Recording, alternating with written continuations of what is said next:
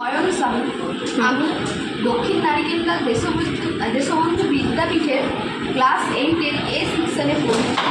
আমার বাড়িটি স্বাস্থ্যকর বাড়ি হিসেবে 11 নম্বর ইতে পড়েছে।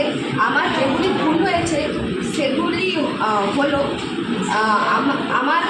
আমরা সিঙ্গাড়া, চিপস, বার্গার, কচুরি ইত্যাদির মতো জাঙ্ক অস্বাস্থ্যকর খাবার আমাদের বাড়িতে আনি না।